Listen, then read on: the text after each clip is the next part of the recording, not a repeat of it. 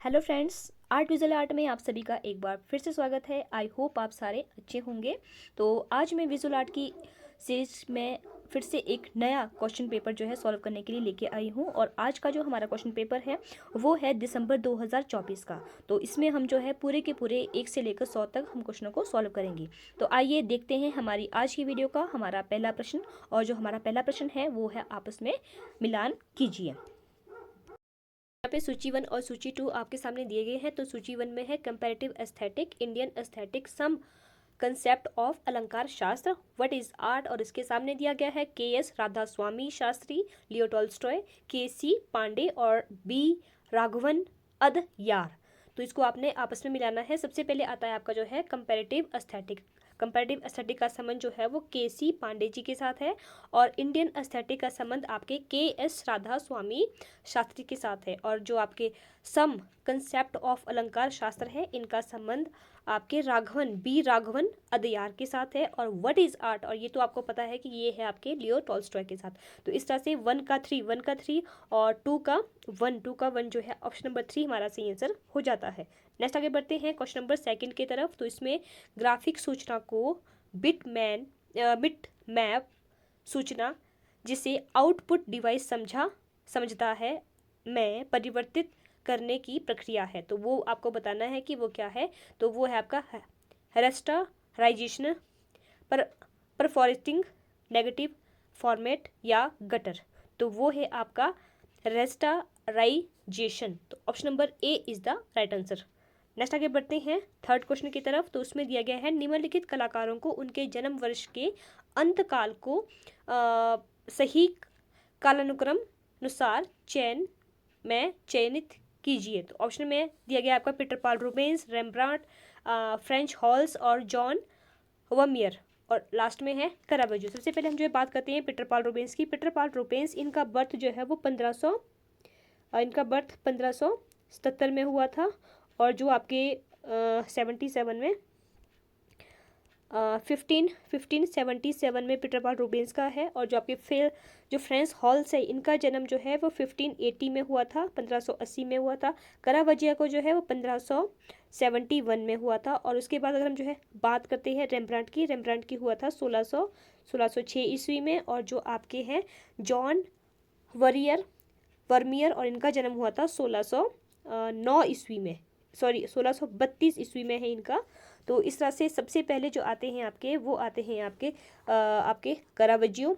हमें जो है इसमें बोला गया है कि हमें उसके अंत से काल को जो सबसे पहले सबसे जो बड़े हैं तो वो हमारे हैं आप 1571 में आपके है करावाजियो। तो ऑप्शन नंबर ई जो है हमारे पास यहाँ पे बी में शामिल है ए। उसके बाद आते हैं पहले आते हैं फ्रेंच करावाजियो, फिर आते हैं पीटर पाल रूबेंस, उसके बाद आते हैं फ्रेंच हॉल्स और फिर आते हैं आपके जॉन वर्मियर और लास्ट में आते हैं आपके रेम्ब्रांट। तो इस तरह से option number B is the right answer. Next आगे बढ़ते हैं क्वेश्चन नंबर 4 पे। नीचे दिए गए विकल्पों में से सही उत्तर का चयन कीजिए। तो कुछ आपको विकल्प दिए गए हैं, उसको आपने सही विकल्प जो है उसका चूज करना है। सबसे पहले सूची 1 में दिया गया है मिश्र धातु, स्प्रू, गैर लोहा और इसके सामने है metal casting, pouring gate, stainless steels, ढलवा लोहा और जिंक। सबसे पहले हम जो है बात करते हैं मिश्र धातु की। मिश्र धातु का संबंध जो है आपके वो है आपके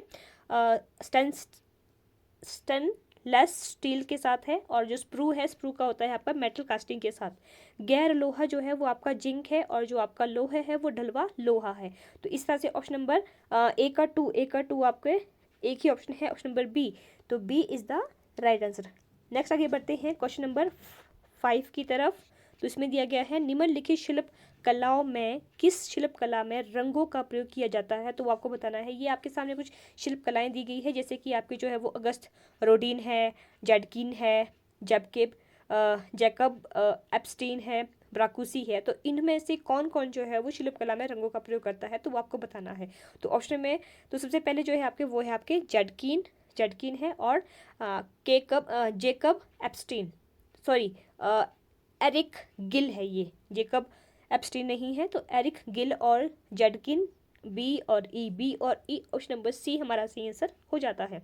नेक्स्ट आगे बढ़ते हैं क्वेश्चन नंबर क्वेश्चन नंबर 6 की तरफ, और इसमें दिया गया है धातु के सतह उपचार यानी कि सरफेस ट्रीटमेंट निम्नलिखित में से कौन सी है। तो वो आपको बताना है। ऑप्शन में दिया गया है आपके सामने बिदरी, इलेक्ट्रोप्लेटिंग, टेम्परिंग, नियलो या फायरिंग। तो जो आपका जो इसमें उपचार सरफेस है वो दिया गया है। सबसे पहले है आपका जो है बिदरी है, और फिर है इलेक्ट्रोप्लेटिंग है, और लास्ट में है आपका जो है नियलो है। तो ये तीनों की तीनों जो है एक तरह से जो है वो उपचार देती है धातु के लिए। जो आपकी जो प्लेट होती है जिसमें आपके जो प्रिंट जो है बनते हैं, तो उसमें जो है ये उपचार के तौर पे, मतलब इससे क्या होता है कि अगर आप इसका इस्तेमाल करते हैं तो इससे जो आपकी प्लेट होती है धातु की प्लेट, जिसमें आप अपनी जो है वो छापाकार का निर्माण करते हैं, अपनी कृति का निर्माण करते हैं, तो उससे वो जो है जल्दी जो है ख़त्म नहीं होती, जल्दी से ख़राब नहीं होती है, और उसकी कार्य क्षमता जो है वो बहुत लंबे समय तक जो है वो बढ़ जाती है। मतलब एकदम से वो घिसती नहीं है, एकदम से वो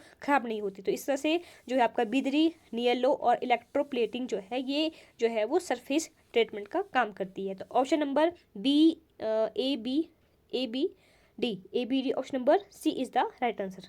नेक्स्ट आगे बढ़ते हैं क्वेश्चन नंबर 7 की तरफ। निम्नलिखित दी गई घटनाओं को उनके घटित होने के वर्षानुसार व्यवस्थित कीजिए। तो कुछ आपको जो घटना दी गई है उसको आपने अकॉर्डिंग इसको रखना है। सबसे इसमें जो है वो आपकी पेंटिंग भी है, कुछ आपके जो है वो कोई ग्रुप्स भी है, तो इस तरह से कुछ आपके कॉम्पोजिशन भी है। तो इस तरह से सबसे पहले आते हैं आपके जो है गुर्निका है, डेर ब्लू रिटर है, लॉ गॉलवे लिथोग्राफी पोस्टर, और फिर है आपका जो है नंबर डी पे है इम्पोजिशन और डाई बुक।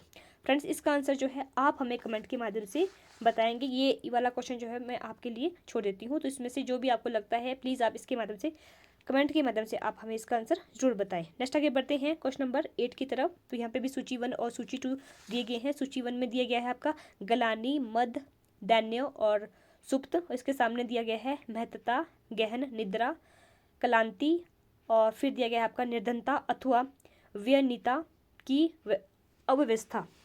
तो सबसे पहले हम जो बात करते हैं ग्लानि की।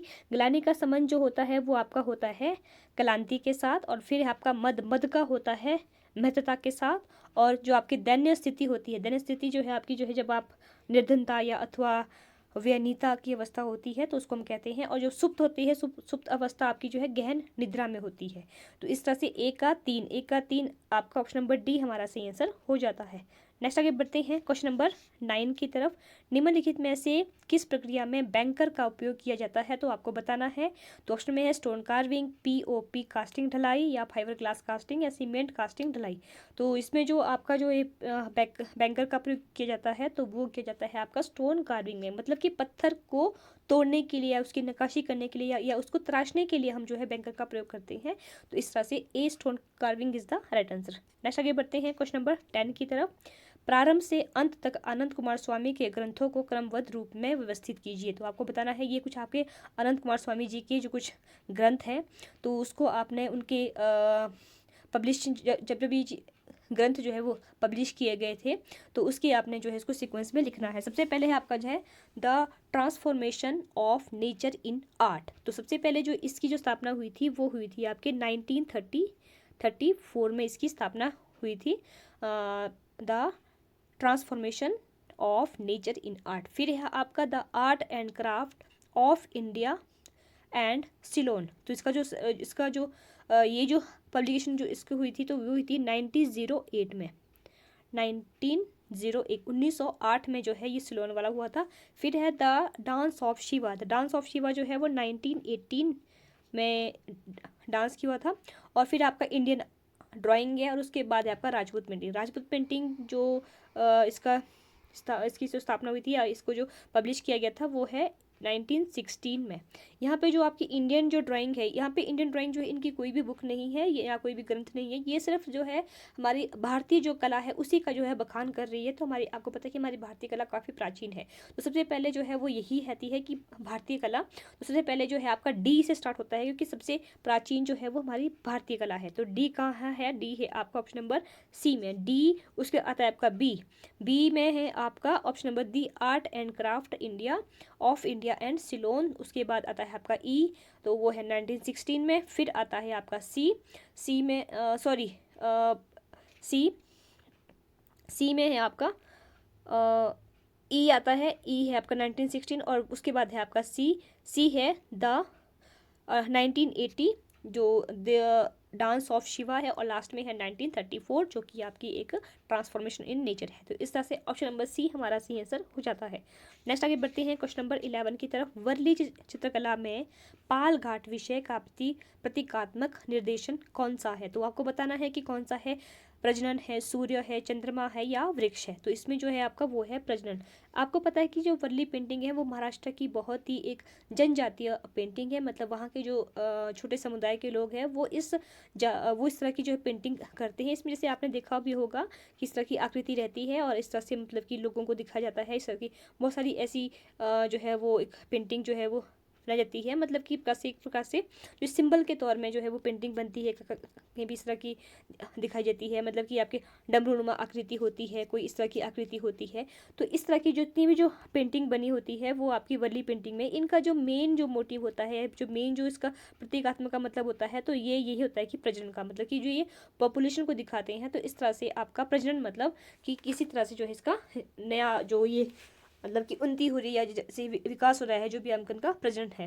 तो इस तरह से option number A is the right answer. Next आगे बढ़ते हैं 12 क्वेश्चन की तरफ। तो यहाँ पे भी सूची 1 और सूची 2 को आपस में इसको आपने मिलाना है। सूची 1 में दिया गया है विलियम ब्लैक, कैथे कॉलविटस, फ्रांसीसी गोया, मैक्स पैचस्टीन, और इसके सामने है the window two, hot sacrifice, the lord's prayer, the infants sorry. जिसका सामने जो सबसे पहले आता है आपका विलियम ब्लैक का जो संबंध है वो है आपका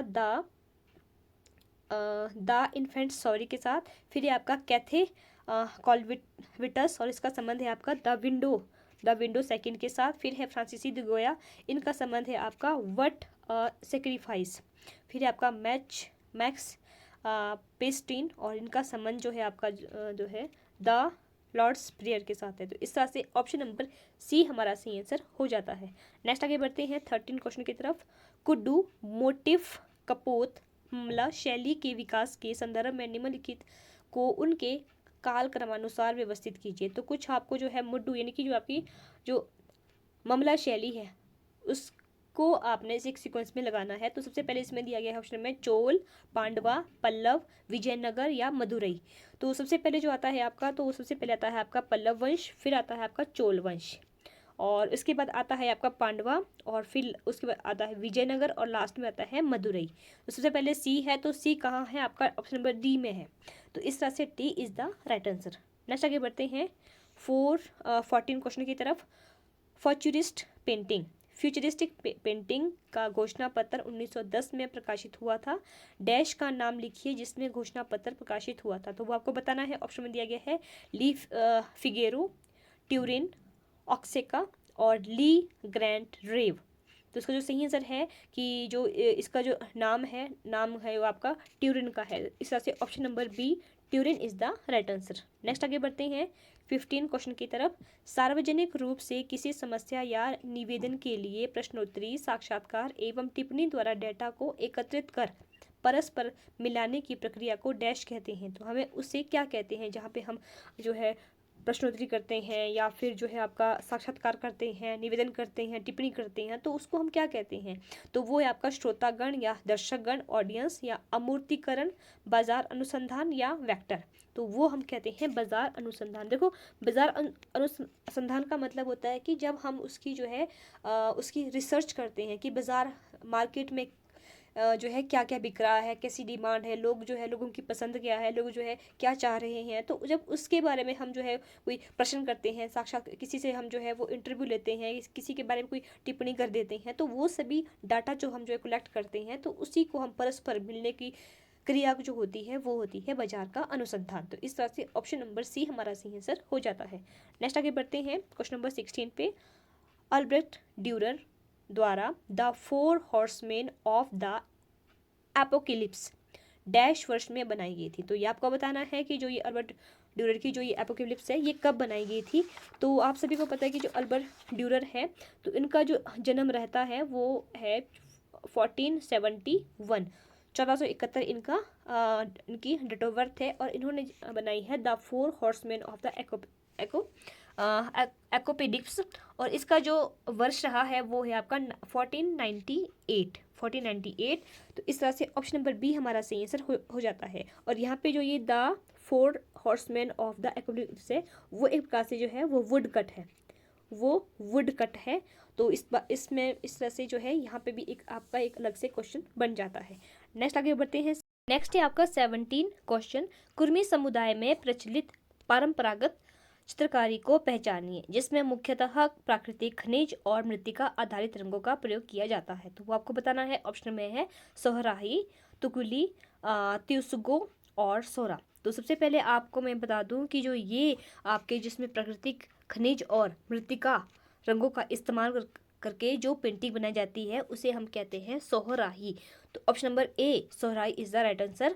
और ये जो कुर्मी समुदाय के जो लोग हैं ये हमारे पूर्वी भारत के कुछ भाग हैं वहाँ पे निवास करते हैं, जैसे कि आपका झारखंड हो गया और उसके आसपास के इलाके होते हैं जहाँ पे ये कुर्मी समुदाय के लोग रहते हैं। और ये मुख्यतः जो है चित्रकला या भित्ति कला के में जो है इस तरह की पेंटिंग का यूज़ करते हैं, और जिसमें ये क्या करते हैं कि जो भी आपके प्राकृतिक जो चीज़ें रहती है जैसे कि फूल हो गया या कोई आपके खनिज पदार्थ हो गए उनका रंगों में या उनको मिट्टी में मिक्स करके जो है वो दीवारों पे या जो है भित्तियों पे चित्रकला बनाते हैं। और इनका ये विशेष त्यौहार होता है। और अगर हम यूं कहें तो जब हमारी दिवाली होती है तो दिवाली के बाद की जो शरद ऋतु का जो महीने के दौरान जो है इनका ये त्यौहार आता है, जिसमें ये दीवारों पे पेंटिंग मिट्टी और जो आपके खनिज पदार्थ होते हैं प्राकृतिक पदार्थ होते हैं उसके साथ मिलके जो है ये दीवारों पे पेंटिंग करते हैं। तो उसको हम कहते हैं सोहराही। तो A Sohrai is the right answer.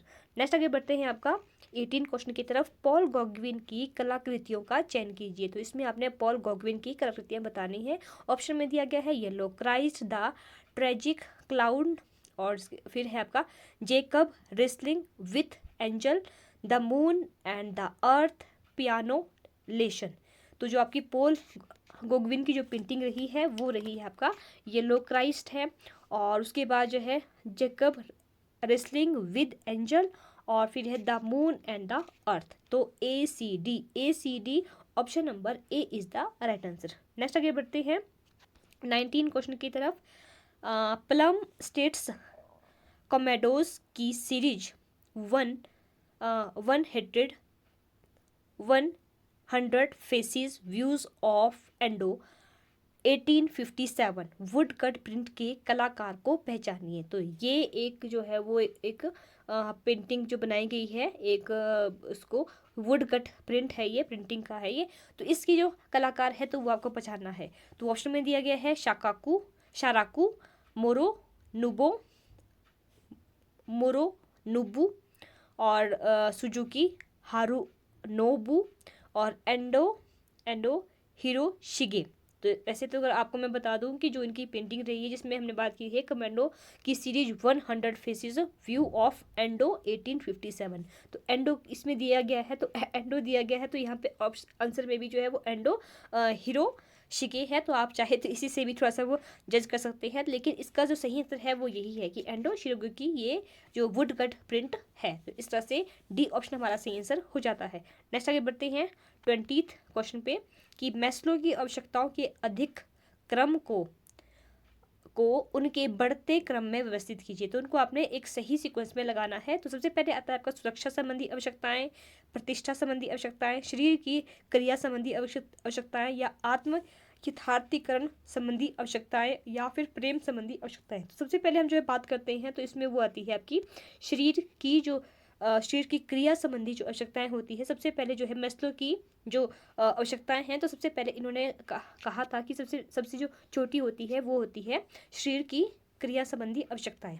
उसके बाद होती है आपकी सुरक्षा संबंधी आवश्यकताएं, और फिर होती है आपकी प्रेम संबंधी आवश्यकताएं। अब सुरक्षा हो गई, अब जो है प्रेम की बात है। और पहले है शरीर की, फिर सुरक्षा होगी, और उसके बाद जो प्रेम की बात है, और उसके बाद है नंबर 4 पे है आपका प्रतिष्ठा। जब प्रेम मिल गया तो मतलब हमें प्रतिष्ठा भी चाहिए, और लास्ट में आती है आपकी आत्मीय यथार्थीकरण संबंधी आवश्यकता है। तो इस तरह से ऑप्शन नंबर डी हमारा सही आंसर हो जाता है। नेक्स्ट आगे बढ़ते हैं 21 क्वेश्चन की तरफ। तो यहाँ पे भी क्या दिया गया कि पृष्ठों को क्रम में स्थिति अनुसार व्यवस्थित करना जिसमें वे काटने, मोड़ने और छपाई करने से पहले प्रिंट में दिखाई देते हैं। तो उसे हम क्या कहते हैं कि जहाँ पे हम जो है प्रिंटर को एकदम से मतलब कि जो है काटने, मोड़ने या छटाई करने से पहले जब हम उसको प्रिंट करते हैं तो उस विधि को हम क्या कहते हैं, तो उसे कहते हैं इम्पोजिशनियम, इम्पोजिशन। तो option number B imposition is the right answer. Next है 22 क्वेश्चन, अंगरकोट की मूर्तिकला और वास्तुकला के संदर्भ में सही कथनों का चयन करें। तो आपको अंगरकोट में कुछ आपको मूर्तिकला और वहाँ की जो वास्तुकला है उसके बारे में आपने बताना है। आपको पता है कि ये जो है बहुत बड़ा एक बौद्ध धर्म का जो मंदिर है, और जो इस तरह से जो इसमें जो इसकी जो मूर्तियाँ हैं या वास्तुकला है, जो भवन का जो निर्माण किया गया है उसके संदर्भ में जो बातें कही गई है जो वो आपको बतानी है। पहले कहा गया है कि केवल सीमेंट से मंदिरों को बनाया गया है, तो ये बात गलत है। अंगरकोट अंकोर वाट मंदिर परिसर में अंकोर थोम और बियोन सम्मिलित है, तो ये बात सही है, ये बात सही है। फिर है अंगरकोट को गैलरियों में कभी समाप्त ना होने वाले लंबे फ्रिजेंस में बनी लो रिलीफ मूर्तिकला के लिए जाना जाता है, तो ये बात भी सही है। तो उसके बाद है कि ये मंदिर जीसस क्राइस्ट के ओल्ड टेस्टामेंट से सज्जित है, तो ये बात गलत है, ऐसा नहीं है। और फिर नेक्स्ट है आपका पिरामिड और गैलरियों की ठेठ खमर शैली में बनाए गए हैं, तो ये बात भी गलत है। यहाँ पे आपका ऑप्शन नंबर बी और सी और इसके साथ आपका ये जो लास्ट वाला है पिरामिड और गैलरियों दलानों की ठेठ खमर शैली में बनाए गए हैं, तो B C E option number C is the right answer. Next आगे बढ़ते हैं 23 क्वेश्चन की तरफ। तो यहाँ पे सूची 1 और सूची 2 आपके सामने दिए गए हैं। सूची 1 में है आपको दिया हुआ Edvard Munch, James Ensor, Paul Klee, Kandinsky, और उसके सामने है adorations of the shepherds, Sindbad the sailors, composition, spring evening. तो सबसे पहले हम जो बात करते हैं एडवर्ड मंक की। एडवर्ड मंक आपको पता है, तो ये है आपका जो है इनका है स्प्रिंग इवनिंग का है। फिर है जेम्स हेंसर है, इनका है adorations of the shepherds, adoration of the shepherd, ये आपका जेम्स हेंसर का है। फिर है पॉल क्ली का आपका जो है सिकंदबाद द सेलर है। और उसके बाद आता है आपके कंडस्की का, तो आपको सबको पता है कि इनका है कंपोजिशंस। तो इस तरह से option number D is the right answer. Next आगे बढ़ते हैं 24 क्वेश्चन की तरफ।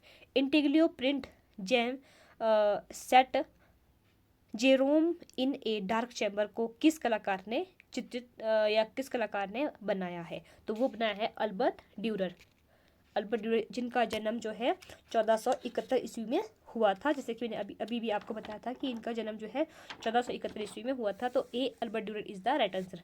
नेक्स्ट है 25th क्वेश्चन, स्क्वेरल इन चिनार ट्री सी 1610 नामक चित्रकला किसने चित्रित की थी, तो ये आपको बताना है। ये बहुत ही फेमस है और बहुत बार पूछा गया है, squirrel in the Chinar tree. तो ऑप्शन में दिया गया है बसावन, दसवंत मनोहर या अबुल हसन।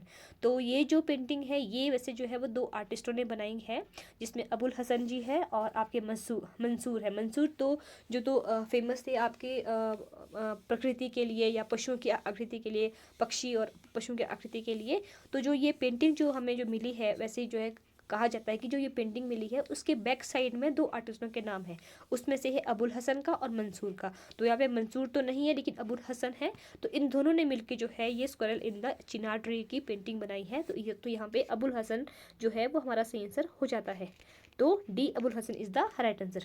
नेक्स्ट आगे बढ़ते हैं 26 क्वेश्चन पे। रीना सैनी कलतह द्वारा स्थापन कृतियों की पहचान कीजिए। तो जो रीना सैनी कलतह उसने जो स्थापन कृतियाँ जो है उनकी, तो वो आपको बताना है। तो पहले दी गई है आपका डिग्री, जिसको जो है 2010 में बनाया था। फिर है द सिल्ट ऑफ सीजन जो 2008 में बनाई गई है। कोका कोला जो 2000 में है, या अगेस्टन द ग्रेन 2002 में, और वाइट हिट 2008 में। तो इसमें से जो आपकी रीना कल्त की जो रीना कल्त की जो आपकी पेंटिंग रही है, तो वो रही है आपकी, सबसे पहले है आपका डिग्री जो 2010 में बनाई है, तो सिल्ट ऑफ सीजन है। और फिर है आपका वाइट हीट तो इस तरह से A B E option number D हमारा सही आंसर हो जाता है। नेक्स्ट आगे बढ़ते हैं 27 पे। राधास ऑर्डियल के लिए सही उत्तर की पहचान करें। तो उसमें सबसे पहले दिया गया आपका MV धुरंधर, राजा रवि वर्मा, बामा पांडा बनर्जी, तेल मुद्रण, ओलियोग्राफ, शिला मुद्रण, लिथोग्राफ। तो इसको आपने सही सीक्वेंस में लगाना है कि राधा ओरिजिनल जो है ओरिजिनल किसके द्वारा जो है वो बनाया गया है। तो सबसे पहले आता है आपका जो है बामा पांडा बनर्जी, और जो कि एक प्रकार से तेल मुद्रण जो कि ओलियोग्राफ ग्राफ है।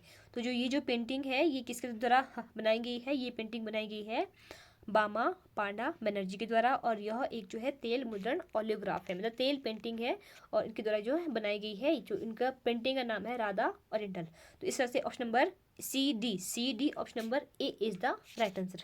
नेक्स्ट आगे बढ़ते हैं 28 क्वेश्चन की तरफ। निम्नलिखित में से कौन सा पत्थर पर उत्कीर्ण की प्रक्रिया है। तो वो आपको बताने की पत्थर पे कौन सी उत्कीर्ण किया गया है। तो सबसे पहले है आपका जो है stapling stone, rock maquette carving, rock stapling stone feather sand wedges carving stone maquette rock, mountain rock maquette feather sand wedges carving, maquette carving rock stone.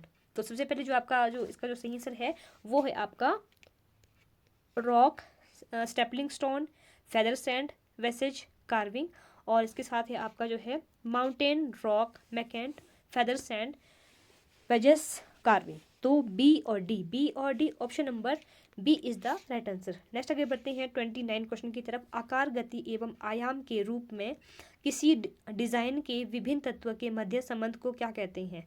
तो ऑप्शन में दिया गया लय, अनुपात, सामंजस्यता या संतुलन। तो उसे हम कहते हैं अनुपात। ऑप्शन नंबर बी हमारा सही आंसर हो जाता है। नेक्स्ट है 30 क्वेश्चन। उत्तर भारतीय मंदिर के आधार के तत्व की पहचान करें। तो जो उत्तर भारत के जो आपके मंदिर होते हैं उनका जो आधार होता है, मतलब जो उनकी जो बेस लाइन है आधार तत्व की जिस पे वो मंदिर बनाए जाते हैं, तो वो आपको बताना है। ऑप्शन में दिया गया है बरामदा, वैसे ये बरामदा लिखा है लेकिन ये बरामदा है, पबाग, जडकुंभ, भीत या कर्णिका। तो जो आपके उत्तर भारत के जो मंदिर होते हैं उसमें होती है आपके जडकुंभ होता है, आपका भीत होती है, और आपका जो है कर्णिका होती है। तो इस तरह से C D E option number C हमारा सही आंसर हो जाता है। नेक्स्ट आगे बढ़ते हैं 31 क्वेश्चन की तरफ। निम्नलिखित में से कौन सा प्लास्टर ऑफ पेरिस के त्वरक एजेंट है। प्लास्टर ऑफ पेरिस जिसका यूज़ जो है आपको पता है कि मूर्ति शिल्प में किया जाता है, तो उसके आपने जो है एजेंट बताने हैं। तो ऑप्शन में दिया गया है ठंडा जल है, पोटाशियम एलम है, या कैल्शियम कृत चूना है, सिट्रिक अम्ल है। तो इसमें क्या है, तो इसमें जो आपका जो पोटाशियम एलम और जो चूना है ये दोनों के दोनों जो है वो इसके एजेंट रहे हैं प्लास्टर ऑफ पेरिस। और इससे बी और D B is the right answer.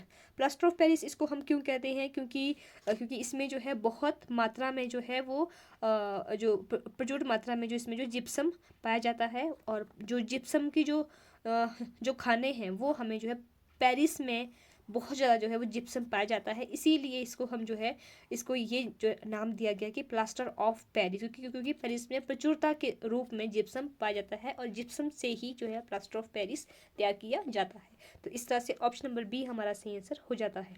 Next है 32 क्वेश्चन। निम्नलिखित में से किसे ओल्ड स्टाइल रोमन टाइपफेस माना जाता है। तो जो सबसे पुराना ओल्ड स्टाइल रोमन फेस है तो वो है आपका Caslon. Option number C Caslon is the right answer. Next आगे बढ़ते हैं 33 क्वेश्चन की तरफ। तो यहाँ पे भी आपने आपस में मिलान करना है। सूची 1 और सूची 2 आपके सामने दिए गए हैं। तो सूची 1 में दिया गया है एक द्वि अथवा त्रिआयामी वस्तु जो एक विचार, संकल्पना अथवा अमूर्तता को प्रदर्शित करती है। बी आधिकारिक स्थित रैंक या राष्ट्रीयता को प्रदर्शित करने के लिए एक विभेदक संकेत है, या फिर एक अशाब्दिक कूट जिसके द्वारा किसी वस्तु को ज्ञात बताया जाता है या प्रदर्शित किया जाता है। डी किसी डिजाइन या सज्जा की एक विशेषता जो कि आवर्ती विचारों, आकृतियों या रंगों से निर्मित होता है। इसके सामने दिया गया है इंसिग्निया, मोटिव, सिंबल या साइन। सबसे पहले हम बात करते हैं ए द्वि अथवा त्रिआयामी वस्तु जो एक विचार और संकल्पना का अमूर्त होती है, तो वो होती है आपकी सिंबल। वो सिंबल होती है जिसमें हम जो है या वो द्विआयामी होती है या फिर त्रिआयामी होती है, और इसमें एक विचार भी होता है और जिसको कि अथवा अमूर्तता को प्रदर्शित करती है। तो मतलब एक सिंबल होता है, कोई भी सिंबल होता है जिसमें कोई विचार होता है या फिर वो ये द्विआयामी या त्रिआयामी हो सकती है, तो उसको हम कहते हैं सिंबल। फिर है आपका आधिकारिक स्थिति, बैंक आधिकारिक स्थिति रैंक या राष्ट्रीयता को प्रदर्शित करती है के लिए जो एक संकेत होता है उसे हम कहते हैं इंसिग्रिया। इंसिग्रिया। फिर है एक अशाब्दिक कूट जिसके द्वारा किसी वस्तु को ज्ञात बताया जाता है, तो उसे हम कहते हैं साइन। अशाब्दिक कूट है और ये किसी व्यक्ति का किसी वस्तु को ज्ञात बताया जाता है, तो वो आपका साइन है। फिर है आपका डी में है किसी डिज़ाइन या सत्ता, तो ये अपने आप ही जो है वो मोटिव आ जाता है। तो इस तरह से ऑप्शन नंबर बी हमारा सही आंसर हो जाता है। ऑप्शन नंबर बी है ये, option number B is the right answer. Next आगे बढ़ते हैं 34 क्वेश्चन की तरफ। किस प्रकार की शिल्प कला जो किसी सतह से उभरती है परंतु सीधी सीधी नहीं खड़ी होती, यद्यपि इसे एक पत्थर, लकड़ी या कांस्य मूर्ति के रूप में भी पाया जा सकता है, तो वो बताना है आपको। तो वो है 3D शिल्पकला, रिलीफ शिल्पकला, टेराकोटा या सीधी खड़ी होने वाली शिल्पकला। तो वो है आपकी रिलीफ शिल्पकला जो कि आपकी सीधी खड़ी नहीं होती है और एक प्रकार से जो है वो एक पत्थर या लकड़ी या कांसे की मूर्ति के रूप में भी इसको पा सकते हैं। मतलब कि इसमें जो आपकी जो रिलीफ होती है शिल्पकला, उसको हम पत्थर पे, लकड़ी पे या फिर कांसे की मूर्ति या फिर धातु पे भी हम इसको कर लेते हैं, तो उसे हम कहते हैं रिलीफ शिल्पकला। तो B is the right answer. Next आगे बढ़ते हैं 35 क्वेश्चन की तरफ।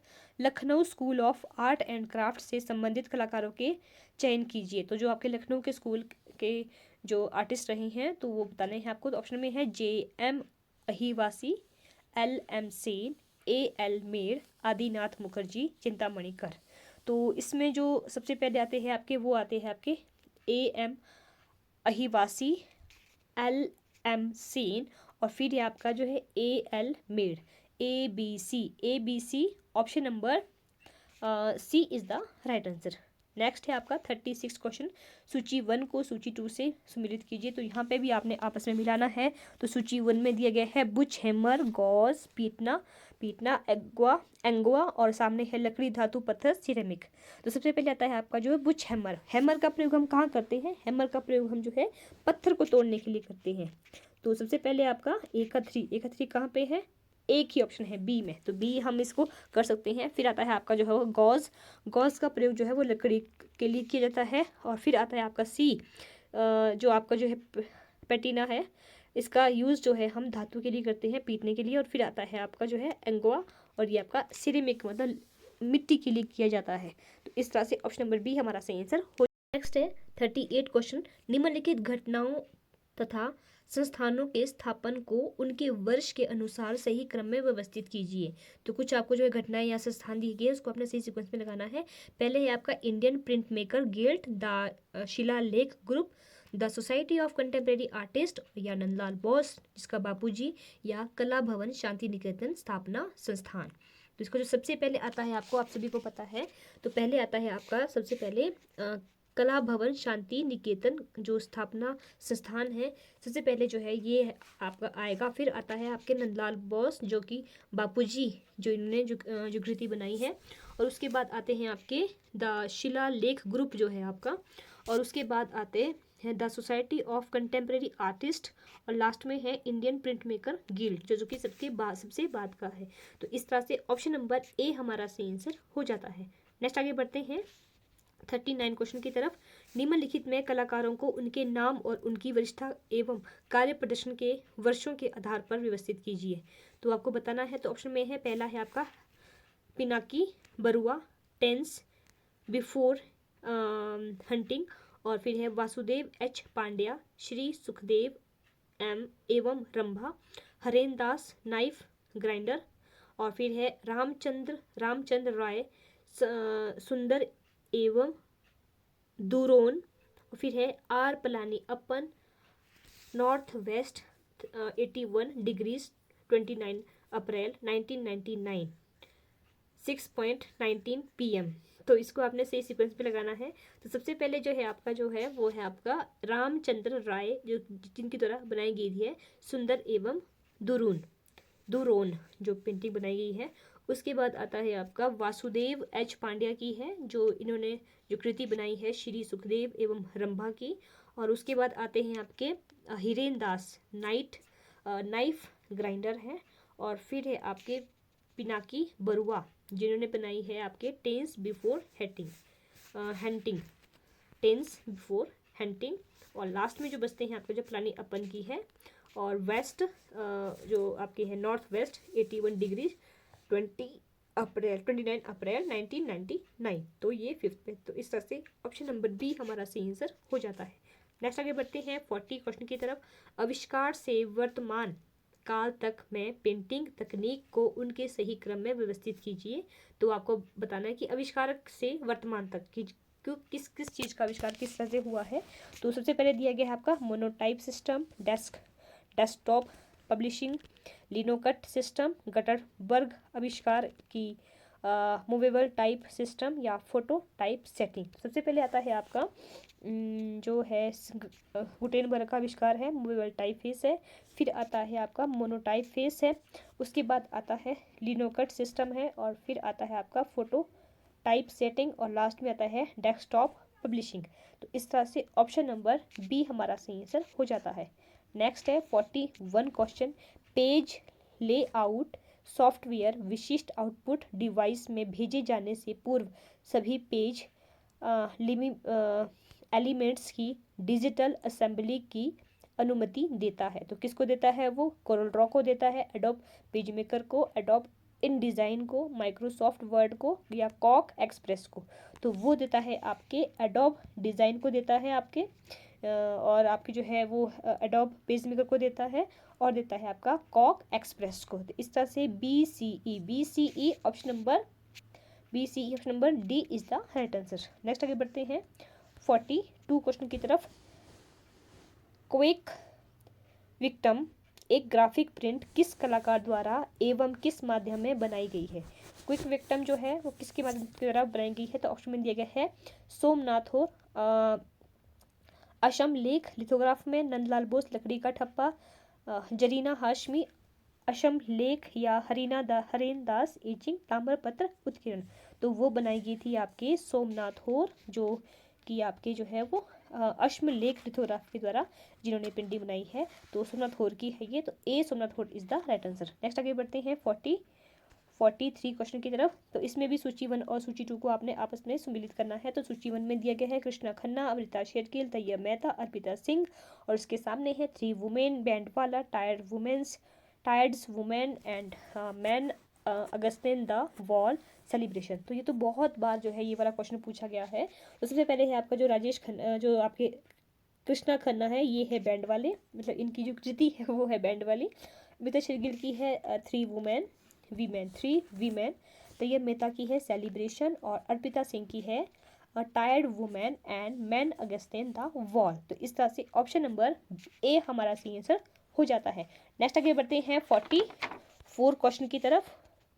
44 क्वेश्चन की तरफ। तो इसमें दिया गया है निम्नलिखित में से कौन सी गुप्त काल की मूर्ति है? तो वो आपको बतानी है। ऑप्शन में है CTET, Buddha Sarnath, bull capital, lion capital, चरण धारणी यक्षी। तो वो है आपकी जो आपकी गुप्त काल की मूर्ति है, तो वो है आपका सीटेट, जो बुद्ध सारनाथ है। तो ये ही आपकी जो है गुप्त काल की बनी हुई है। बाकी की सभी जो है ये मौर्य काल की बनी हुई है।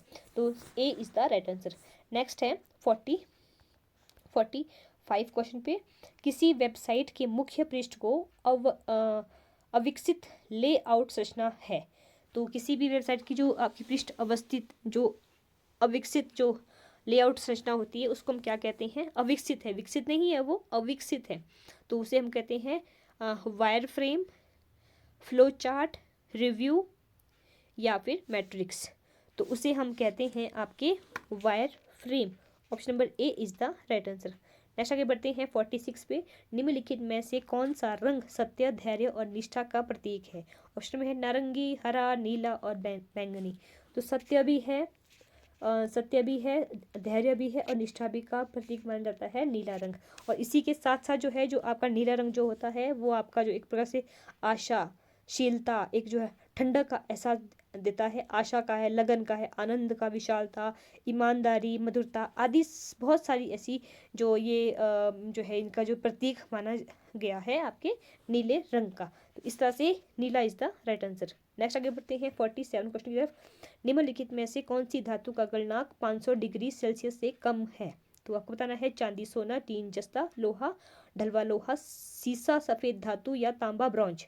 तो इसमें से जो आपका 500 डिग्री से भी जो कम है सेल्सियस, जिस धातु का गलनांक है, तो वो है आपका सीसा, सफ़ेद धातु और टीन और जस्ता। इनको हम जो है बहुत ही कम मतलब कम चीज़ में भी, हाँ, कम गलनांक में भी हम इसको जो है वो जो इसको हम पिघला सकते हैं। तो इस तरह से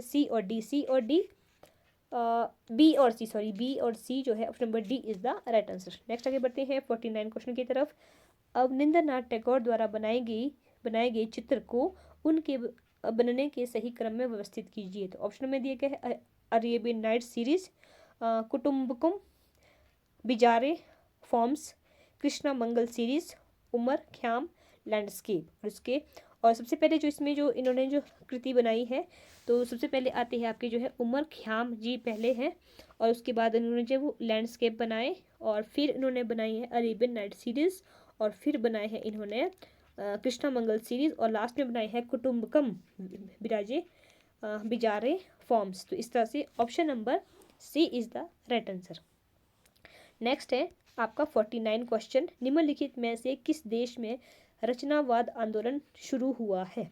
तो ऑप्शन में है अमेरिका, जापान, चीन या रूस। तो वो है आपके रूस में जो है आपके रचनावादी आंदोलन जो है वो स्टार्ट हुआ था। तो रूस, D is the right answer. Next आगे बढ़ते हैं 50 क्वेश्चन की तरफ। डिजिटल ग्राफिक्स टेक्नोलॉजी के लिए सही फाइल प्रारूप की पहचान करें। तो ऑप्शन में दिया गया है PSD, पेटोंट, TIFF, EPS, PNG। तो इसमें जो सही जो एक डिजिटल जो है आपका ग्राफिक टेक्नोलॉजी का जो आपका फाइल फॉर्मेट है, तो वो है आपका PSD है, और TIFF और EPS, और लास्ट में है आपका जो है PNG। तो इस तरह से ऑप्शन नंबर मतलब ACDE, तो C is the right answer. Next है 51 क्वेश्चन। आरंभ से अंत काल तक निम्नलिखित विचारकों को उनके सही काल क्रमानुसार में व्यवस्थित कीजिए। तो आपको बताना है, इसको सही क्रम में लगाना है। सबसे पहले है लोलट, भट्टनायक, पंडित, राज जगन्नाथ, अभिनव गुप्ता और रामचंद्र शुक्ल।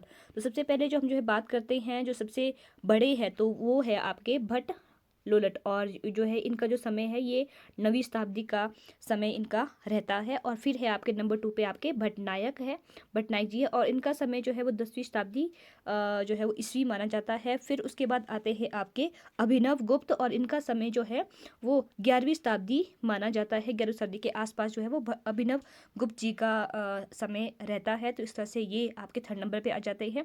फिर है आपके पंडित जगन्नाथ जिनका जो बर्थ होता है वो होता है 1610 पे, 1610 से लेकर 1670 ईस्वी जो है इनका वो बर्थ माना जाता है। तो 16वीं शताब्दी जो है वो इनका समय रहता है। और उसके बाद आते हैं, लास्ट में आते हैं आपके रामचंद्र शुक्ल, और जो कि आपका 20वीं शताब्दी जो है इनका समय माना जाता है। तो इस तरह से ऑप्शन नंबर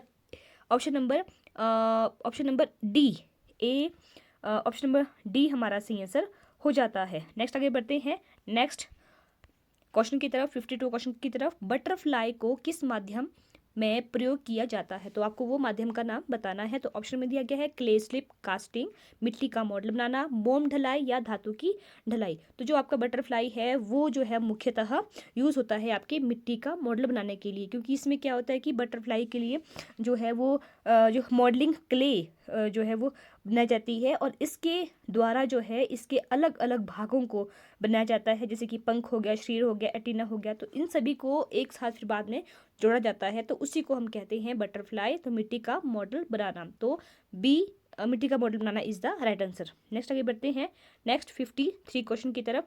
संपूर्ण चित्रसूत्र कितने अध्यायों में विभाजित है? तो ये क्वेश्चन जो है वो बहुत बार पूछा गया है कि जो आपका चित्रसूत्र है वो कितने अध्याय में विभाजित है। तो ऑप्शन में दिया गया है 9, 5, 6, 8। तो ये है आपके 9 भाग में विभाजित है। चित्रसूत्र जो कि आपको पता है कि विष्णु धर्मोत्तर पुराण जो कि 6ठी शताब्दी में मार्कंडेय मुनि के द्वारा जो है वो रचित एक बहुत बड़ा ग्रंथ है, जिसमें कम से कम जो है 269 अध्याय है। और इसके जो है बहुत सारे खंड भी है, और जिसमें तीसरे खंड में जो है इसमें ललित कलाओं का वर्णन किया गया है। सर्वाधिक ललित कलाओं का वर्णन किया गया है। ललित कलाएं मतलब वही 5 कलाएं। ललित कलाओं में कला को पांच कलाओं को जो है ललित कला में शामिल किया गया है। और इसमें जो है इस कला को बहुत ही विस्तृत रूप में जो है इसमें कहा गया है, इसका बखान किया गया है। और जिसमें जो है इसके तीसरे खंड में, अगर हम जो तीसरे खंड की बात करते हैं तो उसमें कम से कम 335 अध्याय है, जिसमें 1 से लेकर 18 अध्याय तक कला के विषय की बात जो है वो की गई है, जैसे कि मैंने आपको अभी ही बताया था। तो इसके साथ साथ जो है इसमें पूरे के पूरे जो है मतलब कि कला के लिए जो अगर हम जो है प्रयुक्त एक सबसे बेस्ट ग्रंथ की बात करते हैं तो आपका यही है विष्णु धर्मोत्तर पुराण, जो 6ठी शताब्दी में मार्कंडेय मुनि के द्वारा लिखा गया है। तो इस तरह से ऑप्शन नंबर 9 यहाँ पे जो इसका सी आंसर जो है वो हो जाता है। इस ग्रंथ में क्या है कि जो 35 से लेकर 43 तक जो है 9 अध्याय सूत्र के हैं। जो आपके ये चित्र सूत्र है उसमें जो है ये 9 अध्याय जो है इसको इसमें रखा गया है, और इसमें जो है आर्ट के बारे में बहुत ही विस्तृत जानकारी दी गई है। नेक्स्ट आगे बढ़ते हैं नेक्स्ट 54 क्वेश्चन की तरफ।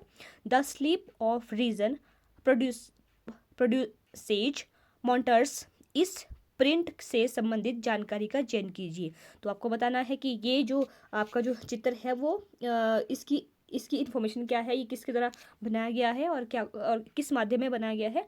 तो ऑप्शन में दिया गया है लिथोग्राफी, शिला मुद्रण, Los Caprichos, William Blake, etching aquatint या फ्रांसीसी गोया। तो जो आपका the sleep of reason produces monster है तो ये आपका एचिंग का है, एक्वांटिंट एचिंग का बना हुआ है, और इसको बनाया गया है फ्रांसीसी गोया के द्वारा। तो डी ई और इसके अलावा जो है ये लॉस एप्रिकोस से संबंधित भी है, लॉस एप्रिकोस से संबंधित भी है। और इस तरह से B D E option number D is the right answer. Next आगे बढ़ते हैं 55 क्वेश्चन की तरफ। ध्वन्यालोक के लेखक कौन है? तो आपको बताना है, और ये क्वेश्चन भी बहुत बार जो है पूछा गया है। ऑप्शन में है आचार्य वामन, आनंद वर्धन, क्षेमेंद्र, आचार्य भामह।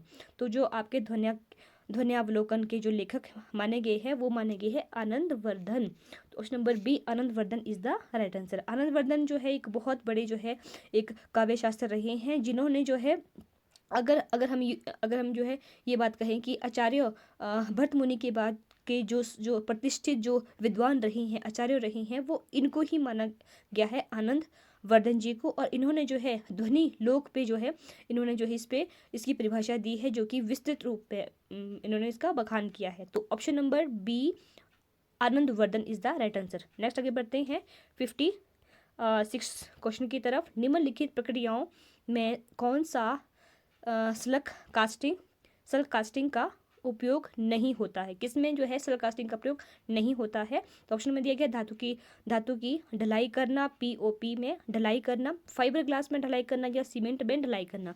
तो इसका जो सही आंसर है वो है आपका कि धातु में ढलाई करना जो है वो नहीं होता है इसमें। इसके अलावा आपका पीओपी में होता है, फाइबर ग्लास में होता है और सीमेंट में होता है। तो यहाँ पे नहीं पूछा गया है, इस बात का आपने ध्यान देना है कि जो आपकी स्लग कास्टिंग जो होती है उसका प्रयोग जो है वो धातु की ढलाई में नहीं होता है।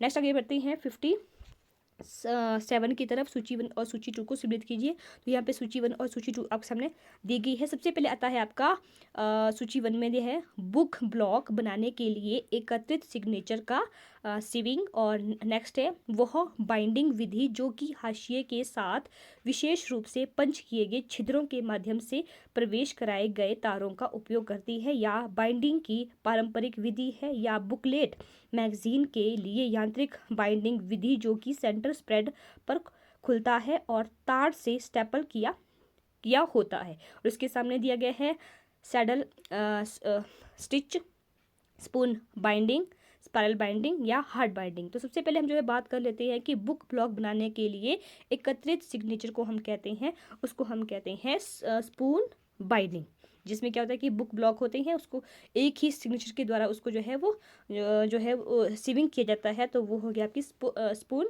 बाइंडिंग। अब एक का दो जो ऑप्शन नंबर बी ही एक ही ऑप्शन है आपके पास यहाँ पे। फिर है आपका वह बाइंडिंग विधि जो हाशिए के साथ विशेष रूप से पंच किए जाते हैं। आपको पता है कि पंच किस में होते हैं, हाशिए जहाँ पे हाशिया होता है ना, जहाँ पे आपका बॉर्डर होता है, तो वहाँ पे जो पंच किए जाते हैं छिद्रों के माध्यम से प्रवेश कराए गए तारों का उपयोग करती है। अब जो आपको पता है कि जो इसमें तारों का उपयोग करते हैं तो वो होती है आपकी स्पाइरल बाइंडिंग, जैसे कि आप सभी को पता है, जैसे कि आप स्पाइरल बाइंडिंग जो है वो करते भी होंगे अपनी बुक्सों में। फिर है आपका बाइंडिंग पारंपरिक विधि, जो बाइंडिंग की जो पारंपरिक विधि होती है वो कैसी होती है, हार्ड बाइंडिंग होती है, काफ़ी हार्ड होती है। फिर है आपका जो बुकलेट मैगजीन के लिए यांत्रिक बाइंडिंग विधि, जो कि सेंटर स्प्रेड से पर खुलता है और तार से स्टेपल होता है, तो वो तो आपको पता है, उसे हम कहते हैं स्टेपल स्टिच। मतलब कि जो बीच में आपके जो मैगजीन के बीच में जो आपको स्टेपल जिसको हम जो करते हैं तो उसको हम कहते हैं सैंडल स्टिच। तो option number B is the right answer. Next आगे बढ़ते हैं 58 क्वेश्चन की तरफ। धनराज भगत की शिल्प कलाओं का चयन कीजिए। तो यहाँ पे आपकी कुछ आपको कृतियाँ दी गई है, तो जो आपकी धनराज भगत की है उसका ही आपने चयन करना है। सबसे पहले है आपका जो है cosmic energy, monarch, devotee, bride, toilet. तो सबसे पहले आपका जो है जो कॉस्मिक एनर्जी है, मोनार्क है, ब्राइड है, और ये तीनों की तीनों जो है वो धनराज भगत का एक शिल्प कृति मानी गई है। तो A B D option number A is the right answer. Dhanraj Bhagat जिनका जो बर्थ है वो 1917 ईस्वी में जो है वो आपके लाहौर पंजाब, मतलब कि जो कि वर्तमान में पाकिस्तान में है, वहाँ पे हुआ था। और ये बहुत ही अच्छे जो है एक शिल्पी चक्र रहे हैं, और इनका जो संबंध है वो दिल्ली शिल्पी चक्र के साथ भी इनका संबंध माना जाता है। तो यहाँ पे option number A is the right answer. Next आगे बढ़ते हैं 59 क्वेश्चन की तरफ। किस पत्थर में क्वार्टर्स और सिलिका पाया जाता है? तो वो पाया जाता है आपके बलुई पत्थर, मतलब कि सैंड स्टोन। तो इस तरह से option number C is the right answer. Next आगे बढ़ते हैं 60 क्वेश्चन की तरफ। तो इसमें दिया गया है कि निम्नलिखित कलाकारी में किस कलाकार द्वारा प्रसिद्ध शिल्पकार द डिस्ट्रॉयड सिटी बनाई गई है? तो कौन से ऐसे कलाकार है जिसने द डिस्ट्रॉयड सिटी बनाई है? मतलब कि जो है एक नष्ट हुआ शहर जो बनाया गया है वो बनाया गया है आपके जो है आसिफ जैडकिन के द्वारा। Option number D Ossip Zadkine is the right answer. Next आगे बढ़ते हैं नेक्स्ट 61 क्वेश्चन की तरफ। बामियान अफगानिस्तान का कोलोसस बुद्ध का है। बुद्ध जो है वो डैश का है। अब वो उसमें आपने जो है सन बताना है कि बामियान अफगानिस्तान का कोलोसल बुद्ध जो है डैश का है, वो कब का बना हुआ है, उसका जो टाइम पीरियड है वो है आपका जो है 4वीं से 5वीं शताब्दी ईस्वी, 7वीं से 8वीं शताब्दी ईस्वी, 9वीं से 10वीं शताब्दी ईस्वी, या 11वीं से 11वीं शताब्दी ईस्वी। तो वो है आपके 4वीं से 5वीं शताब्दी ईस्वी का समय जो है इनका माना जाता है। नेक्स्ट है 62 क्वेश्चन की तरफ। विज्ञापन हेतु समाचार पत्रों में किसकी विज्ञापन द्वारा किन कारकों पर विचार किया जाता है? तो ऑप्शन में दिया गया है कि समाचार पत्रों की भाषा कैसी है, वितरण कैसा है, विचार मंथन कैसा है, स्थान की उपलब्धता क्या है, या प्रतिष्ठा मूल्य क्या है।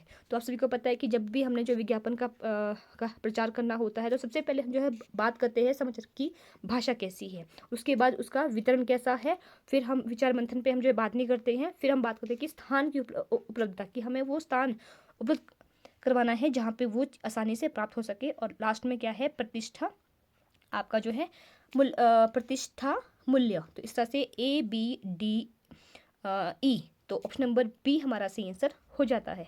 नेक्स्ट आगे बढ़ते हैं 63 क्वेश्चन की तरफ। वात्स्यायन के काम सूत्र के अनुसार निम्नलिखित में से कौन सा एक कला का रूप नहीं है? तो आपको बताना है। ऑप्शन में है गीतम, अधकाघात, आलेखम, या कंबन। तो इसमें जो है आपका गीतम भी है, और इसमें देखो आपको नहीं पूछा गया है तो आपने जो है ध्यान देना है। तो गीतम भी है, और अधकाघात भी है, आलेखम भी है, लेकिन जो आपका कंबन है ये नहीं है। तो इस तरह से ऑप्शन नंबर डी हमारा सही आंसर हो जाता है। नेक्स्ट है 64 question. J J school of arts का प्रथम अधीक्षक कौन था? तो ये आपको बताना है प्रथम अधीक्षक जो है वो कौन है। ऑप्शन में है मिस्टर क्रोव, B.E.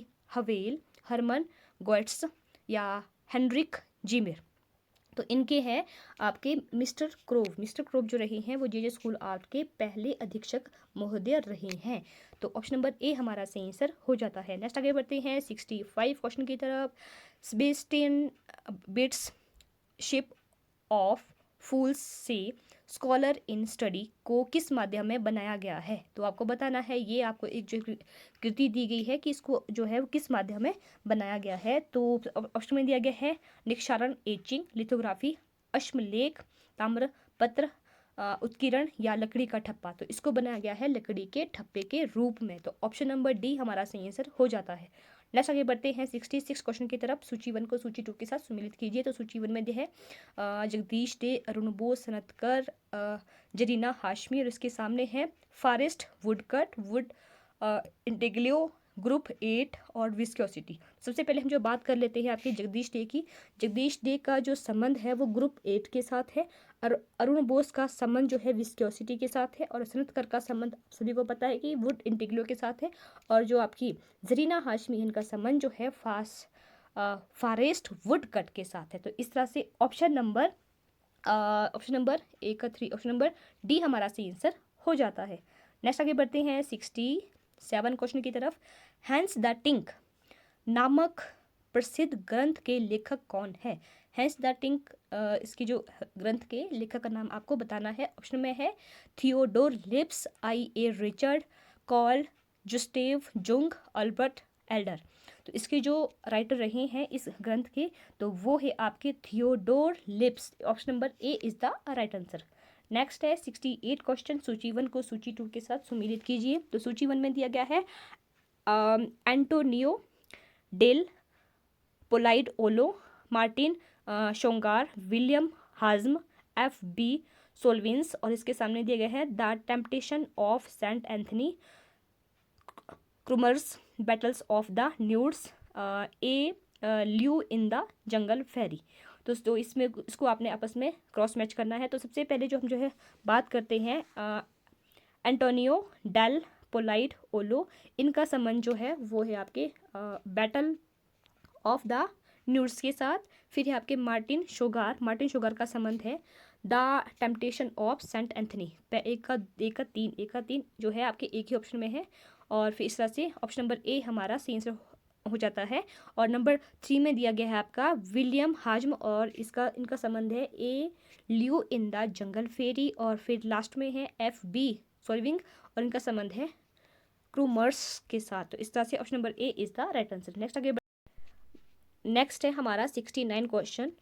ऑलिवी रंग निम्नलिखित में से किस रंग मिश्रण का समूह का है। ऑलिवी रंग जो है किस में आता है, आपके प्राथमिक रंग में आता है, द्वितीयक में आता है, तृतीयक में आता है या चतुर्थक में आता है। तो वो आता है आपके तृतीयक रंग में आता है आपका ऑलिवी। जैसे कि आपको पता है कि जो आपके प्राइमरी रंग है लाल पीला नीला, उनको मिला के जो है आपका सेकेंडरी रंग बनता है, और जो सेकेंडरी और फर्स्ट को मिला के जो आपके जो रंग बनते हैं उनमें से आपका एक जो है आपका रोसेट है, और फिर है सिल्टन है, और लास्ट में जो है आपका 3 रंग बनते हैं। लास्ट में आपका जो है ऑलिव है। तो ऑलिव जो है वो तृतीयक श्रेणी में आता है। तो इस तरह से C is the right answer.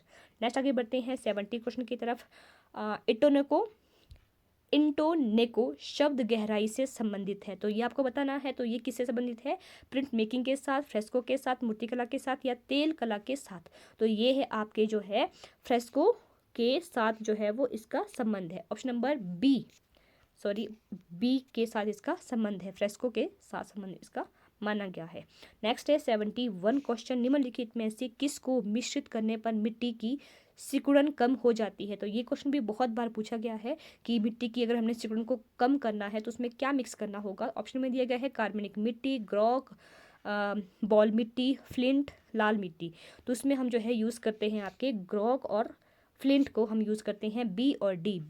Option number B is the right answer. Next आगे बढ़ते हैं 72 क्वेश्चन की तरफ। डायरेक्ट मेल एडवर्टाइजिंग के विभिन्न मध्यम है। तो आपको बताना है कि जो आपके डायरेक्ट मेल जो होती है उसके क्या माध्यम रहे हैं आपके।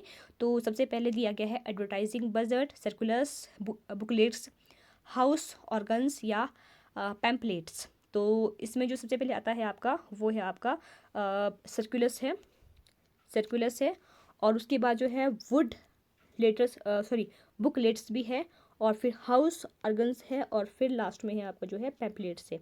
तो BCDE option number A is the right answer. Next आगे बढ़ते हैं 73 क्वेश्चन की तरफ। अवनिंद्रनाथ टैगोर के छात्रों की पहचान करें। तो यहाँ पे आपके जो अवनिंद्रनाथ टैगोर है उसके छात्रों की पहचान करनी है। सबसे पहले है अब्दुल रहमान चगुताई, सुमेंद्र नाथ गुप्त, ललित मोहन सेन, के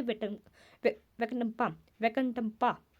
तो जो और फिर लास्ट में है राम गोपाल विजयवर्गीय। तो अवनिंद्रनाथ टैगोर के जो छात्र रहे हैं वो रहे हैं आपके अब्दुल रहमान चगुताई, जो कि बहुत बड़े एक जो है वो आर्टिस्ट माने गए हैं, ये इनके रहे हैं। और फिर सुमेंद्रनाथ गुप्त जी हैं, और फिर आपके है के वेंकटप्पा।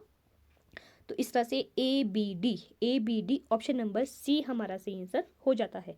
नेक्स्ट आगे बढ़ते हैं 74 क्वेश्चन की तरफ। और निम्नलिखित में से कौन सा 20वें तीर्थंकर मुनि सुब्रध के आसन का प्रतीक है। तो वो आपको बताना है। जो आपके जैन इनकी महावीर जो जैन धर्म के जो 20वें, आपको पता है कि 20वें जो तीर्थंकर जो मुनि श्रुतभ रहे हैं, उनके जो आसन का प्रतीक माना गया है वो शंख है, कच्छप है, या फिर आपका कमल है, या सर्प है। तो वो आपका जो कछुआ है, मतलब कि आपका कच्छप। तो ऑप्शन नंबर बी हमारा सही आंसर हो जाता है। नेक्स्ट आगे बढ़ते हैं 75 क्वेश्चन की तरफ। होयसल ईश्वर मंदिर हले बिडू में वीणाधर सरस्वती के कितने हाथ बताए गए हैं। तो जो ये सरस्वती माँ की जो ये मूर्ति है आपके होयसल ईश्वर मंदिर में, और जो कि उसमें जो है उनके कितने हाथ बताए गए हैं, तो वो आपको बताना है। ऑप्शन में है 2, 4, 6, 8। तो इस तरह से 8 उसमें जो है वो टोटल हाथ इसमें बताए गए हैं। तो ऑप्शन नंबर डी हमारा सही आंसर हो जाता है। नेक्स्ट है Jaipur school of industrial art को वर्ष डैश में स्थापित किया गया था। तो वो आपको बताना है कि किस वर्ष जो है वो Jaipur school of industrial art को स्थापित किया गया था। तो ऑप्शन में दिया गया है 1850, 1866, 1857, 1875। तो वो किया गया था आपका 1857 ईस्वी में जो है Jaipur school of industrial art को स्थापित किया गया था। और ये जो है महाराजा जो आपके राम सिंह द्वितीय ने जयपुर कला विद्यालय की शुरुआत की गई थी। और इन्होंने जो है जो ये स्कूल जो इन्होंने स्थापित किया था, तो ये आपके ही ये इसको इन्होंने सिटी पैलेस के बादल महल में इसको स्थापित किया था। और इसके जो पहले मुख्य प्राचार्य जो नियुक्त किए थे, तो वो थे आपके डॉक्टर CS वैलेंटाइन, जो कि जयपुर के ही जो है प्रथम प्राचार्य रहे हैं। तो इस तरह से यहाँ पे 1857 is the right answer. Next आगे बढ़ते हैं 57 क्वेश्चन की तरफ। गांधार स्कूल प्रथम शती की बुद्ध की पोशाक पहचानिए जिसमें बाहरी तह दर्शाई गई है, जो हमें प्राचीन रोम में पुरुषों द्वारा पहने जाने वाले ढीले बाह्य परिधान तोगा की याद दिलाती है। तो आपको बताना है कि वो परिधान कौन सा है। तो ऑप्शन में दिया गया है संघाती, उत्तरसंग, अंतर्वासक या लंगोटी। तो उसे हम कहते हैं संघाती। ऑप्शन नंबर ए संघाती इज द राइट आंसर, क्योंकि इसमें क्या होता है कि इसमें जो है पुरुषों की जो है वो बाहरी जो है तह दर्शाई गई है, मतलब कि बहुत से इसको फोल्ड करके इसमें जो है जो महात्मा बुद्ध की जो ड्रेस की जो इसमें बहुत सारी फोल्डिंग दिखाई गई होती है, तह दिखाई गई होती है, तो उसको हम कहते हैं संघाती। तो संघाती A is the right answer. Next है 78 क्वेश्चन। ग्राफिक शब्द ग्रीक शब्द ग्रिफिको, एक्चुअल में ये ग्रिफिको नहीं है, ये है ग्रिफिटो से उत्पन्न हुआ है, जिसका अर्थ होता है। ऑप्शन में है पेंटिंग, लेआउट, लिखना, लेखन करना या फोटोग्राफ। तो इसका जो सही आंसर है वो आपका ऑप्शन नंबर सी, लिखना और जो लेखन करना होता है वो होता है आपके ग्राफिक शब्द का अर्थ। तो इस तरह से ऑप्शन नंबर सी हमारा सही आंसर हो जाता है। नेक्स्ट आगे बढ़ते हैं 79 क्वेश्चन की तरफ। निम्नलिखित में से किस आसन में देवी चक्रेश्वरी देवी को बिमला वसही मंदिर माउंट आबू की छत पे 8 भुजाओं का दर्शाया गया है? तो वो आपको बताना है। ऑप्शन में है प्रियंका, ललिता, भद्रा या कुर्मा। तो वो है आपके ऑप्शन नंबर बी ललिता के रूप में जो है इनको, जो आपका ललिता का जो एक वो जो आसन है, ललिता आसन में देवी चक्रेश्वरी देवी को विमला वसही मंदिर जो कि आपके माउंट आबू में स्थित है की छत पर 8 भुजा वाला दर्शाया गया है। तो इस तरह से ऑप्शन नंबर बी हमारा सही आंसर हो जाता है। नेक्स्ट आगे बढ़ते हैं 80 क्वेश्चन की तरफ। तो 80 क्वेश्चन में सूची 1 को सूची 2 के साथ सम्मिलित कीजिए। तो सूची 1 में दिया गया है Rousseau, the violin, the seamstress, little balls, और इसके सामने है कंडस्की, पिकासो, स्लीपिंग जिप्सी और फॉर लेजे। मतलब ये फर्नाड लेजे हैं, तो इसको शॉर्टकट में लिखा गया है यहाँ पे फॉर लेजे। तो सबसे पहले है आपकी जो रूसो है, रूसो का संबंध आपके स्लीपिंग जिप्सी के साथ है, और फिर है द वायलिन, वायलिन का संबंध आपके पिकासो के साथ है क्योंकि ये पिकासो की कृति है, और फिर है द सीम स्ट्रेश और इसका संबंध द फर्नाड लेजे के साथ है, और लास्ट में है लिटिल बाउल्स और इसका संबंध जो है आपके कंडस्की के साथ है। तो इस तरह से एक का जो है आपका 3 हो जाता है, एक का 3। Option number C is the right answer. Next है 81 क्वेश्चन। 1948 से 1951 तक लेपाक्षी की भित्ति चित्र को किसने प्रतिलोपित किया है? तो आपको बताना है। ऑप्शन में है के श्रीनिवासुल, PL नरसिम्हमूर्ति, सत्येन घोषाल या रसिक D रावल। तो वो किया गया था आपके के श्रीनिवासुलु के द्वारा जो है लेपाक्षी में के भित्ति चित्रों का प्रतिलोपित किया गया था, मतलब उनमें उसमें कृतियों का निर्माण किया गया था। तो इस तरह से ऑप्शन नंबर ए हमारा सही आंसर हो जाता है। नेक्स्ट आगे बढ़ते हैं 82 क्वेश्चन की तरफ। तो यहाँ पे दिया गया है नए उत्पाद के विकास की प्रक्रिया को नवचार से चरण बिंदु तक उनके सही क्रम में व्यवस्थित कीजिए। तो ऑप्शन में है डिजाइनिंग, रिवाइजिंग, कास्टिंग, डिस्कवरिंग या इवेल्युएटिंग। सबसे पहले जो आपको पता है कि इसको आपने सही सीक्वेंस में लगाना है। तो सबसे पहले तो जो है हमारा डिस्कवरिंग होता है, सबसे पहले डी डिस्कवरिंग। तो ऑप्शन नंबर डी हमारा बी में है, डिस्कवरी होता है। उसके बाद हम जो है वो डिज़ाइनिंग करते हैं, और फिर जो है हमारी कास्टिंग होती है, और फिर उसके बाद जो है हम उसकी इवेल्युएटिंग करते हैं, और लास्ट में हम जो है उसको रिवाइजिंग करते हैं। तो इस तरह से ऑप्शन नंबर बी हमारा सही आंसर हो जाता है। नेक्स्ट आगे बढ़ते हैं 83 क्वेश्चन की तरफ। तो यहाँ पे भी आपको सूची 1 और सूची 2 को आपस में मिलाना है, जिसमें सूची 1 में दिया गया है आपके कोरोजल, टिथ, चिलेज, चिजेल, क्लिंसन, सिजिंग, और इसके सामने है लकड़ी, पत्थर, प्लास्टिक, सांचा और सिरेमिक। तो सबसे पहले हम जो है बात करते हैं कोरोजल की। कोरोजल का संबंध जो है आपके प्लास्टिक सांचे के साथ है, और फिर है आपका टीथ चिजेल, इसका संबंध पत्थर के साथ है, और फिर है किल्सन, तो किल्सन का संबंध सिरेमिक के साथ है, और लास्ट में है आपका सीजनिंग का संबंध जो है आपके लकड़ी के साथ है। तो इस तरह से ऑप्शन नंबर ए का 3 ऑप्शन नंबर डी, और बी का 1, बी का 2, तो ऑप्शन नंबर डी हमारा सही आंसर हो जाता है। नेक्स्ट आगे बढ़ते हैं 84 क्वेश्चन की तरफ, जिसमें कहा गया है कि मेसोटेंट प्रिंट माध्यम से संबंधित निम्नवत की पहचान करें। तो इसमें आपको बताना है कि कौन कौन सा है। सबसे पहले दिया गया है आपका Lucas, Cranach, Carol Wax, the sick rose, MC Escher, the Netherland dew drop.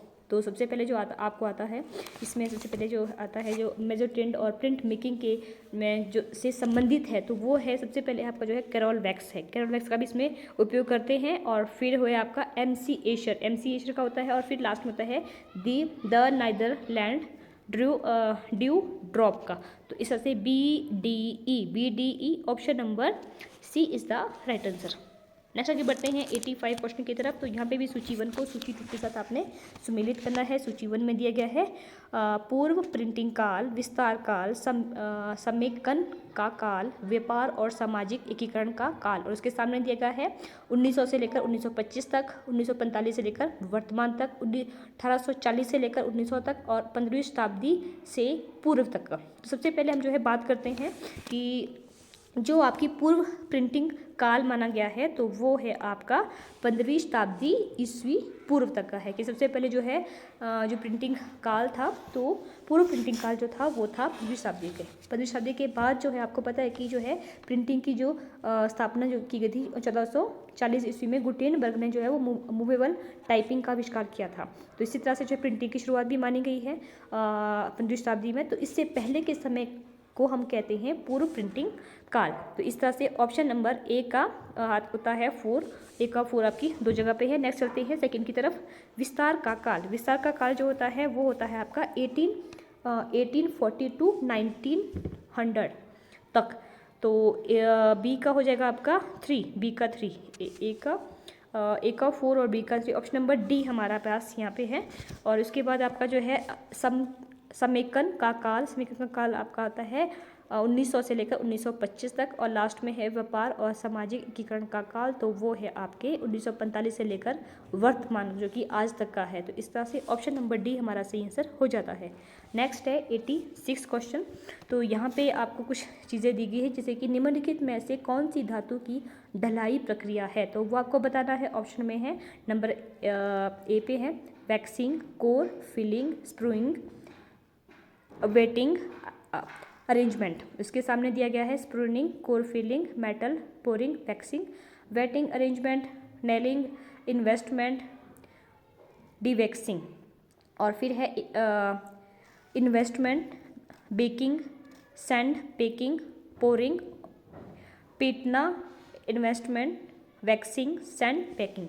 सबसे पहले जो हम जो है बात करते हैं तो वो आती है आपकी वैक्सिंग आती है, वैक्सिंग है, फिर कोर फिलिंग है, फिर स्प्रूनिंग है, वेटिंग है, वेटिंग अरेंजमेंट है। उसके बाद आती है आपकी वेटिंग अरेंजमेंट, नेलिंग, इन्वेस्टमेंट, डिवैक्सिंग। तो फिर उसके बाद लास्ट में है आपका इन्वेस्टमेंट, और फिर है आपका बेकिंग, सैंड पार्किंग और पोरिंग। तो इस तरह से A C D option number B हमारा सही आंसर हो जाता है। नेक्स्ट आगे बढ़ते हैं 87 क्वेश्चन की तरफ। 87 में है सुजान लैंगर की पुस्तकों को पहचानिए। तो आपको सुजान लैंगर की कुछ किताबें दी गई है, उसको आपने सही सीक्वेंस में लगाना है। तो पहला है आपका philosophy in a new key, critique of purism, feeling and form, problems of art, elements of Indian art. तो सबसे पहले जो हमें इसमें से जो सुजान लैंगर की जो पुस्तक है वो है वो है आपका फीलिंग इन ए न्यू की, और उसके बाद है आपका फीलिंग एंड फॉर्म, और फिर है आपका प्रॉब्लम ऑफ आर्ट। तो 3 इन्होंने जो है वो किताबें लिखी है, philosophy in a new key, feeling and form, problem of art. A C D option number A हमारा सही आंसर हो जाता है।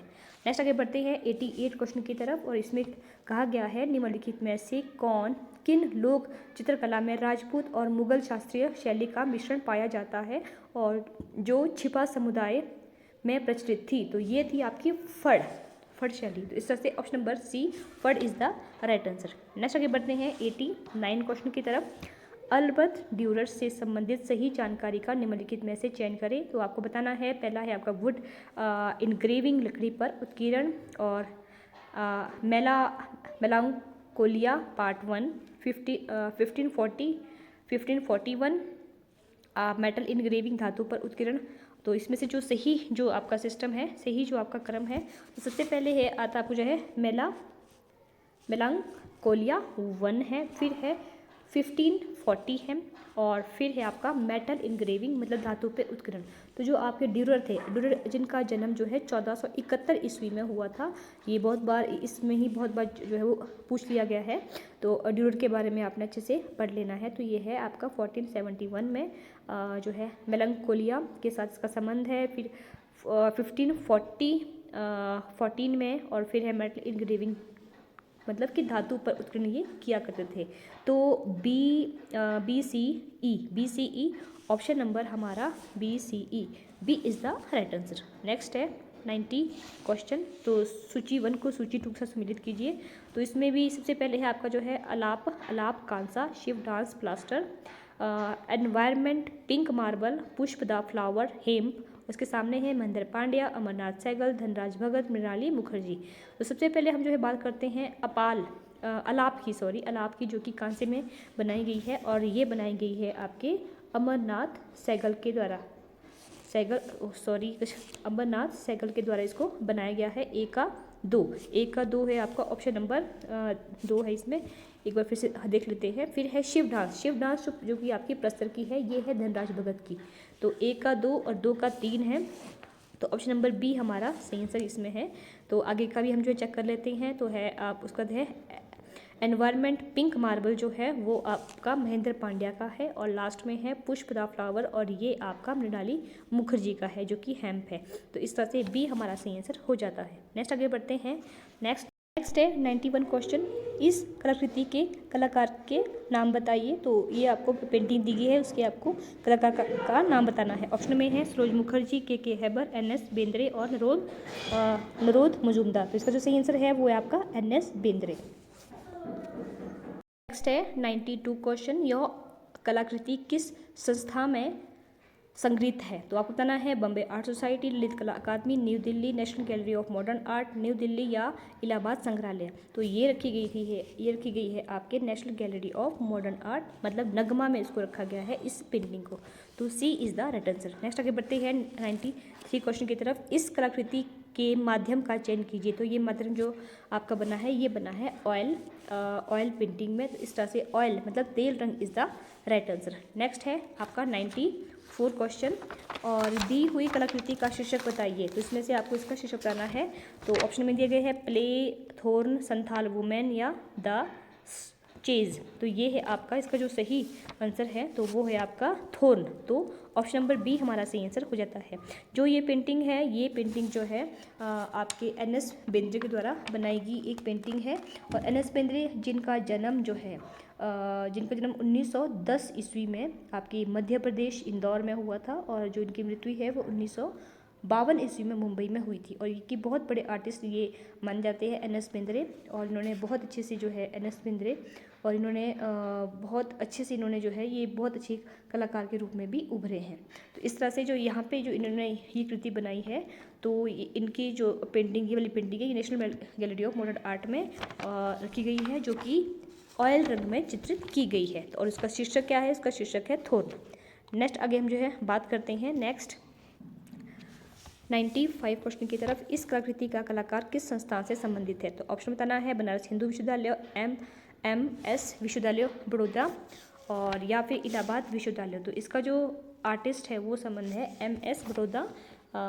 विश्वविद्यालय बड़ौदा के साथ इनका संबंध है। ऑप्शन नंबर बी हमारा सही आंसर हो जाता है। नेक्स्ट आगे बढ़ते हैं। नेक्स्ट जो आपके सामने एक पेंटिंग और दी गई है उसको आपने सही से देख लेना है। तो इसमें जो पूछा गया है कि दिए गए चित्र का माध्यम क्या है। सबसे पहले हम जो माध्यम की बात करते हैं तो ये फोटो इचिंग है, मल्टीप्लेट इचिंग है, सेरीग्राफी है या लिथोग्राफी। तो ये है आपका लिथोग्राफी। तो lithography D is the right answer. Next आगे बढ़ते हैं 97 की तरफ। कलाकार ने यह चित्र किस वर्ष बनाया था। तो आपको बताना है 1976, 1959, 1980 या 1967। तो कलाकार ने यह जो चित्र बनाया था ये बनाया था 1976 में, 1976 ईस्वी में जो है ये वाली पेंटिंग इन्होंने बनाई है। और इसके जो कलाकार रहे हैं वो है शक्ति बर्मन, जिनका जो बर्थ है वो 1935 ईस्वी में, 35 ईस्वी में कोलकाता में हुआ था। और इन्होंने जो ये पेंटिंग है 1976 में बनाई थी, और जिसका नाम रखा था अनटाइटल। मतलब इसमें कोई भी जो है वो टाइटल का इसमें नाम, कोई भी नाम इसको नहीं दिया गया था। इसको सिर्फ और सिर्फ अनटाइटल का एक टॉपिक दिया गया, इनकी शीर्षक दिया गया था। नेक्स्ट आगे बात करते हैं 98 क्वेश्चन की तरफ। इस चित्र के कलाकार किस शहर में रह रहे थे और इस कलाकृति की रचना की थी। जब उन्होंने ये पेंटिंग बनाई थी तो उस समय वो कौन से देश में थे या कहाँ पे रह रहे थे, मतलब कहने का मतलब ये है। तो ऑप्शन में है Calcutta Bharat, London England, Paris France या न्यूयॉर्क USA। तो वो थे आपके पेरिस फ्रांस में जो है वो रहते थे जब उन्होंने ये पेंटिंग बनाई थी। नेक्स्ट आता है आपका 90 क्वेश्चन। तो इसमें कहा गया है कि दिए गए चित्र का शीर्षक क्या है। मैंने अभी आपको कहा कि इसका जो टॉपिक रहा है, इसका जो शीर्षक रहा है वो रहा है अनटाइटल। मतलब कुछ भी नाम इन्होंने इसको नहीं दिया गया है, कोई भी टाइटल इन्होंने नहीं रखा है, मतलब अनटाइटल है ये। तो B untitled is the right answer. Next आगे बढ़ते हैं आज के लास्ट क्वेश्चन की तरफ, और इस वीडियो का जो लास्ट क्वेश्चन है, दिए गए चित्र के कलाकार का नाम बताएं। ऑप्शन में दिया गया है बामा पांडा बनर्जी, शोभा ब्रूटा, शक्ति बर्मन और सुमेंद्र नाथ गुप्ता। तो आप सभी को पता है, मैंने अभी ही कहा कि जो ये पेंटिंग जो है ये बनाई गई थी आपके शक्ति बर्मन के द्वारा। तो option number C Shakti Burman, और जिनका जन्म 1935 ईस्वी में कोलकाता में हुआ था। और इन्होंने ये पेंटिंग जो है वो अनटाइटल शीर्षक से बनाई है, और 1976 ईस्वी में इन्होंने इसको बनाया है। और ये एक लिथोग्राफी का चित्र है। तो इस तरह से option number C Shakti Burman is the right answer. तो फ्रेंड्स ये थी हमारी आज की 100 क्वेश्चन की वीडियो। आई होप आप सभी को समझ आ गया होगा, और अगर आपको कहीं त्रुटि लगती है तो प्लीज़ उसका आंसर आप हमें अपने कमेंट के माध्यम से ज़रूर बताएं। तो आइए अब हम मिलते हैं अपनी नेक्स्ट वीडियो में, तब तक के लिए आप सभी का बहुत बहुत धन्यवाद।